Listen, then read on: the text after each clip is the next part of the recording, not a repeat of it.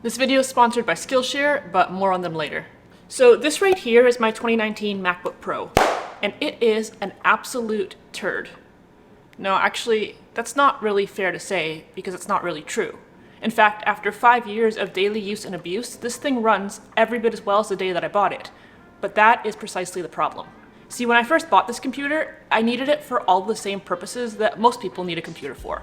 Things like doing emails and scheduling for work, things like paying my bills, online shopping, and watching some YouTube videos. Little did I know that just 18 months after buying it, I myself would be making YouTube videos.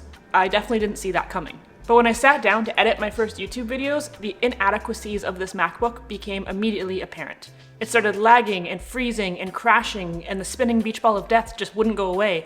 I would literally go to cut a clip. For anybody who's unfamiliar with what that means, it's literally Command B, it's right there, that's a cut, it's nothing. And that alone could cause my computer to freeze up for upwards of 10 minutes. Here we go again. I'm literally editing the video that you're watching right this second. And I tried to cut a clip, and we're frozen. And we're still frozen. And we're still frozen.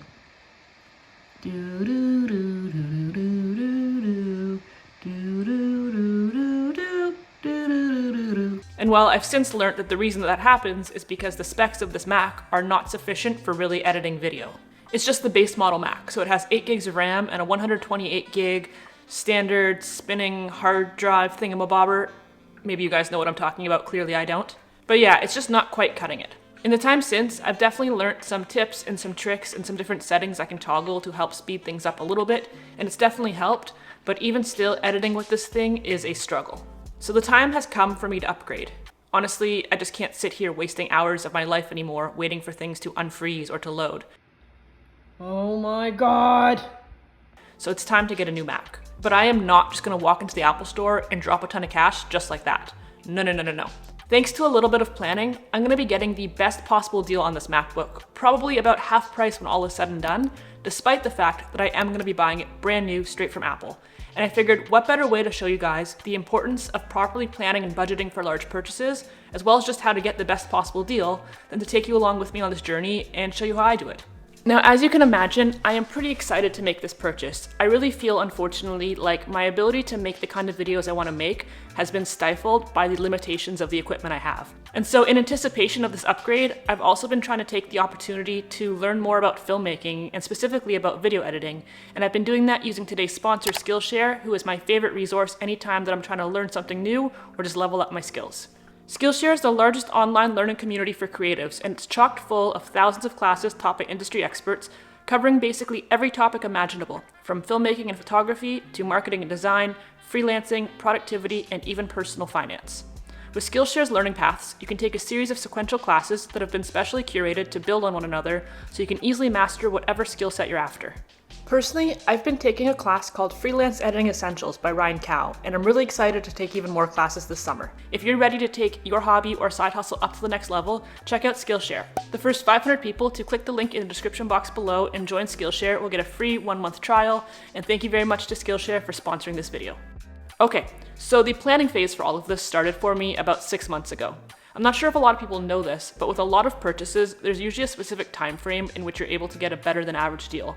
Like, for example, if you're trying to buy a car, going to buy a car at the end of the month is generally going to get you a better price when the salespeople are more incentivized to close deals and hit their targets.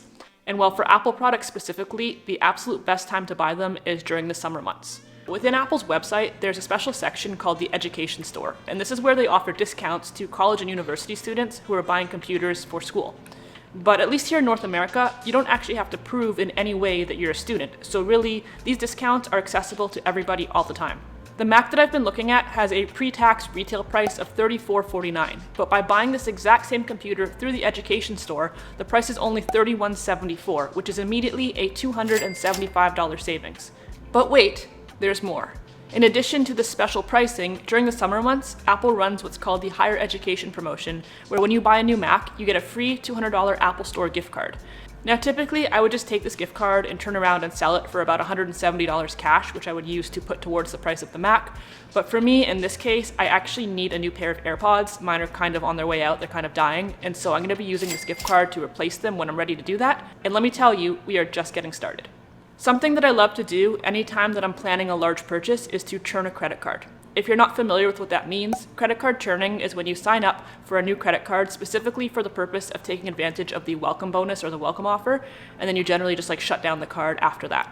And most of the cards that have the best promotions require you to spend a lot more money than I would typically spend on a regular basis, but when I'm making a big purchase, it's the perfect opportunity to take advantage of this.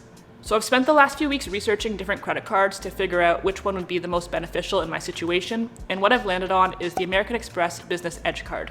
This card has a $99 annual fee, but by spending $5,000 on it within the first 3 months, I'll get enough points back to equal about an $800 statement credit. So even after paying that fee, that's $700 that I can pay directly towards the computer. Because this is going to come out to about $3,500 after tax, I really only have to spend about $500 a month on regular stuff like gas and groceries for the next 3 months to hit that $5,000, so that is easy free money. But once again, we're not done yet. Because by applying for the Amex through Great Canadian Rebates, which is basically like an affiliate referral website, Great Canadian Rebates will give me $75 of cash back when I'm approved for the Amex. So I'm going to do this right now. I am ready to get started. I'm going to apply for the Amex on the spot. Once the card gets here, I will show you the next step because I am not even close to done saving money. A few moments later. Well, this is a bit awkward. I don't know what the issue is. Typically, when I apply for a credit card, I get approved immediately on the spot. I have good credit. It's usually not an issue. But for some reason, I'm being told that my application is under review and they'll get back to me within 10 business days. So I don't really know what the problem is. I hope they don't decline me. That would kind of screw up my whole plan and I'd have to find another card, I guess. But today is Saturday, so I'm hoping that I can get a hold of somebody by like Monday or Tuesday and figure out what's going on. And I guess I will catch up with you guys at that point. Alrighty, just as I had hoped, it's Monday. I woke up this morning with a voicemail on my phone. Here it is. This is American Express calling. Our mailing address is P.O. Box 3204. You get the point. American Express has called, so I don't know what the holdup is, but I'm going to call them back right now, and hopefully they can approve me for this stupid credit card. Hi, thank you. My name is Nicole. I got a voicemail this morning from somebody. I had applied for a credit card over the weekend, and I got a voicemail saying you guys needed to speak with me or get some more information or something. Yeah, thank you. On hold. Okay, thank you so much. Appreciate it. Great, thank you. Bye.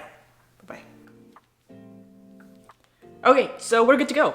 They just basically needed to update my employment information. So yeah, apparently I'm approved. I'm supposed to be getting an email in my inbox. Here it is right now saying that I am approved. The card should be here in a couple days, and then we can move on to the next step. So I will see you once the card arrives.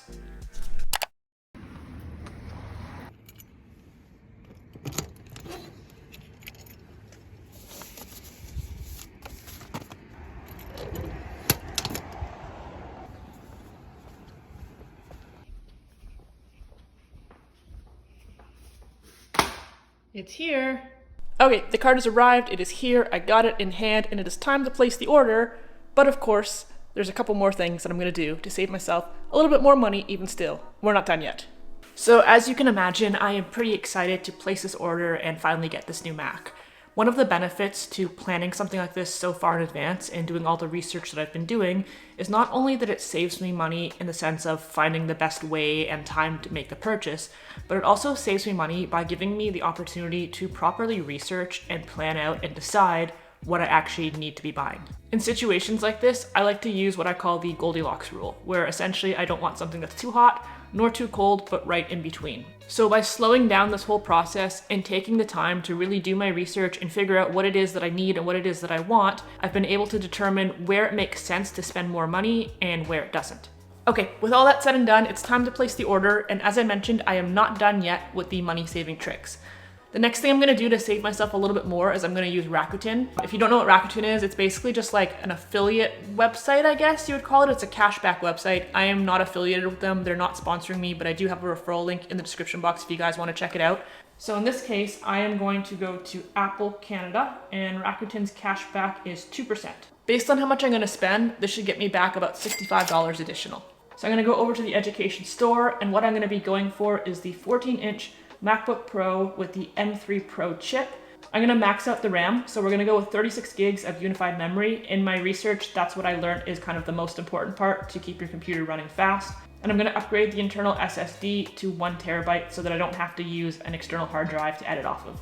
I think that for me, this will be the perfect sweet spot, the best bang for my buck, where I'm getting the most efficiency without overspending on things that I'm not actually gonna make use of. So as I mentioned before, that brings my pre-tax total to $31.74. I also have a $25 Apple gift card, not a huge deal, but somebody gave it to me last year and I've just been waiting to use it. So I'm gonna apply that to the total as well, save myself another $25, and let's place the order. So just to recap so far, I have taken advantage of an education discount, which has also given me not only a discounted price, but a free gift card worth $200. I've taken the chance to churn this Amex card, which will save me about $700 additional. I went through Rakuten to save about $65. I applied a $25 gift card, and still, we're not quite done just yet. So another benefit to taking your time and planning out these big purchases well in advance is that it gives you the opportunity to kind of look around your house and realize that you probably own a lot of things that you maybe don't need or want as badly as the thing that you're trying to buy right now. And that's a perfect opportunity to resell those things to get a little bit of extra money to offset the cost of your new purchase. In my case, I'm ultimately going to be selling the MacBook I've been using up till now. First, I need to get the new one here and obviously transfer over all my files and all the rest. But once that is done, I will be reselling this one. I've looked online and I should be easily able to get about $500 for it. So that is an easy $500 right off the top of my new purchase. Additionally, I also have this iPad, which again, I was given like a year ago. I got it from a friend. It's a long story. It cost me nothing. And I thought I would use it, but I never wound up using it even once. And now that I'm getting this new Mac, I certainly don't have a use for this. So I will be reselling this as well. This is an iPad Pro. And again, looking online, it's worth about $400. So between the old MacBook and this iPad, I'm gonna be saving another $900 off the top. The order confirmation that I just got from Apple says it'll take 7 to 10 days for my new MacBook to be delivered, but that means that beyond just waiting for the next 7 to 10 days, I'm going to list this iPad for sale and hopefully get it sold, if not at least just get a few leads on it in the meantime so that I can start making this money back before I even pay for it.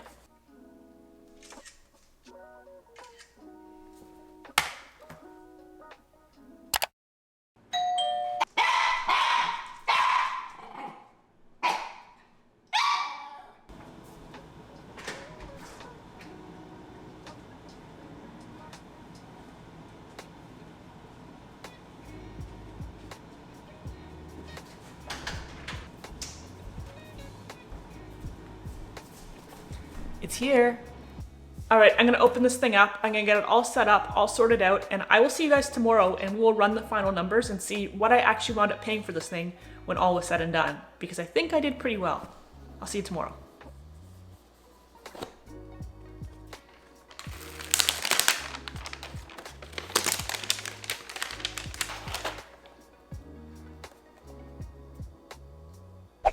Alrighty, we made it and it is time to crunch the numbers. We're gonna see where everything settled out when all was said and done and see if I actually succeeded in getting this thing for half price or less. I think I might have.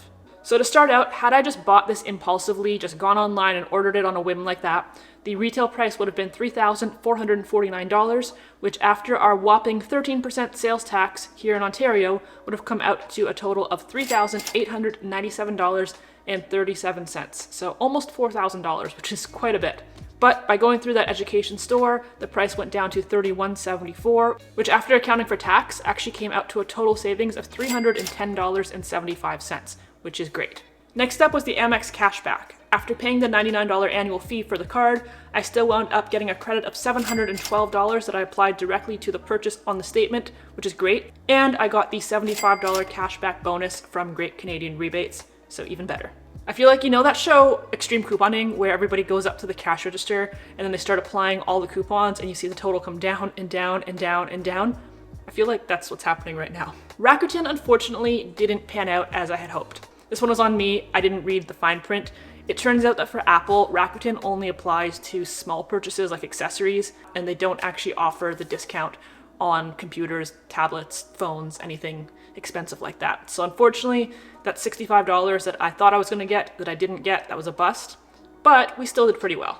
Okay, next up I had that $25 gift card, so I used that helped a little bit. The iPad, I have not sold the iPad yet, but I think that I have a buyer lined up, Assuming he doesn't flake out, he's supposed to come pick it up on the weekend. And yeah, we agreed on the $400 that I was hoping for. So I'm gonna count this in the numbers here as well, even though it hasn't sold yet, because I'm very confident that it will. So that's another $400 savings. And also the old MacBook, I'm gonna do the same thing. I haven't sold it yet because I am still slowly transferring things over. But again, very comfortable, very confident that I can get $500 for it.